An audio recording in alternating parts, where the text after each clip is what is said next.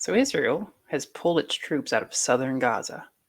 So here's a little video from NBC with the details, and then we'll discuss. 6 months since the heinous Hamas attack of Let's begin this morning with Israelis marking 6 months since the heinous Hamas attack of October 7th that provoked a war in Gaza with intense suffering on both sides. This morning, a major announcement from the Israeli military could provide a sign of hope. NBC's Hala Garani is in Tel Aviv with the latest. Holly, what more can you tell us? Well, Willie, some important information coming to us from the Israeli military is saying they are withdrawing a significant number of troops from the southern part of the Gaza Strip, meaning they will only be leaving one brigade inside of the enclave. The IDF says that it has concluded an operation in Khan Yunis and is therefore withdrawing. Unclear, though, Willie, what that means with regards to Benjamin Netanyahu, the prime minister's promise to mount an offensive on Rafah in the southern part of Gaza. This comes a few days after what was described as a tense conversation between President Biden and the Israeli prime minister, who reportedly the president conditioned the continuing U.S. assistance to Israel on a course change inside of the Gaza Strip. Now, the Israeli government, as a result, it is believed of that same conversation, has promised to open new aid routes, most significantly in the north, though that has not happened yet, and it's not something we've been able to observe. And the situation inside of Gaza, it has to be said, continues to remain dire. A World Health Organization team visited the Shifa hospital.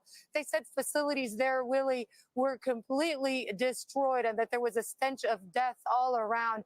And aid organizations say that a large number of people are still very much in near famine conditions inside of the Gaza Strip. Now, a couple more things. In Israel today is the funeral for the 47-year-old hostage Elad Katzir, whose body was retrieved by the Israeli military back to Israel proper a few days ago. And this is happening, as you mentioned, as the country marks 6 months since October 7th, and on a day as well where a senior advisor to the supreme commander in Iran is saying that no Israeli embassy is safe any longer. Willie, back to you. A solemn day there in Israel, of course. Hala Garani in Tel Aviv. Hala, thank you.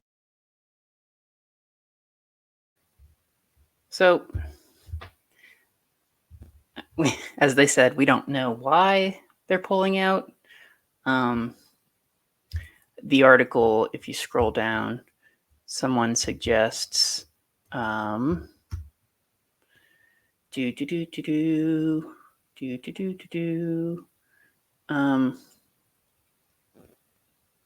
the head of intelligence at Lebec International, I think Michael Horowitz, said the IDF contingent in Gaza will be the lowest since the ground invasion started in late October last year, made of only 2 bridges along an axis that cut Gaza into 2.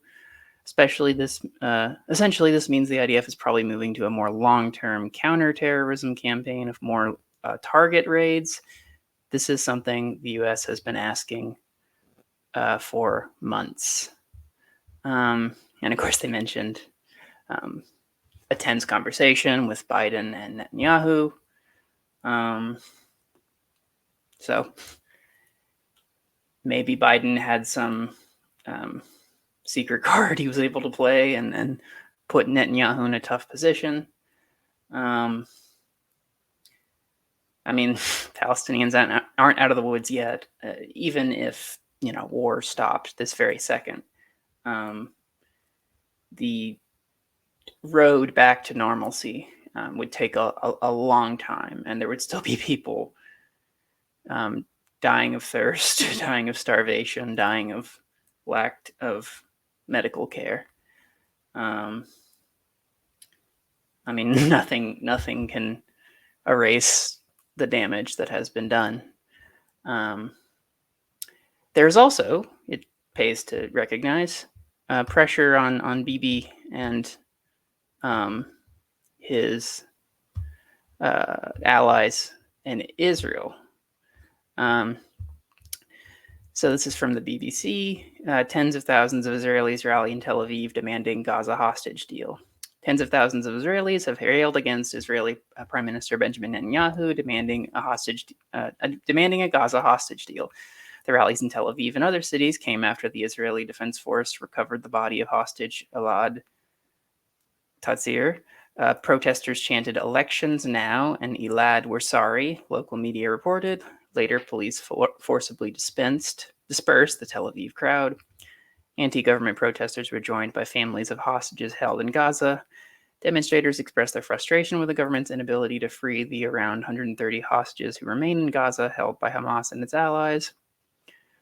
Early on Saturday, the IDF recovered the body of Elad Gazir, who was seized, and taken to Gaza during the Hamas attacks on southern Israel on 7th of October. He appeared alive in a hostage video released in January.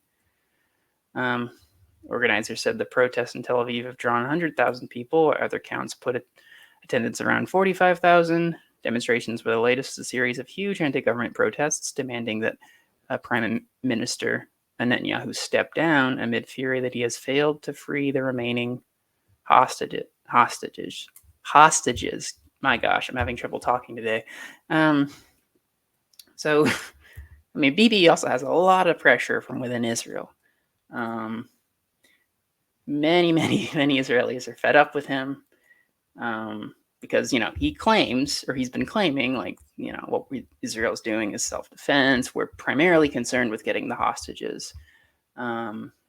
When Israel's actions and policy tell us they're more concerned with maximum amount of damage in as little time as possible. And yeah, the only thing that really makes me somewhat hopeful, I guess, and I think I've said this before, is just the level of moral outrage you see in so many camps. I think everybody, or not everybody, many people out there recognize how untenable the situation is and how it can't go on. And it warms your heart, and it restores your faith in humanity, at least for me. But all in all, at the very least, again, we don't know what's going to happen in the near future, but at the very least, troops are mostly out of there, and the Palestinians get to have a slight reprieve. Hopefully, the situation just gets better and better going forward.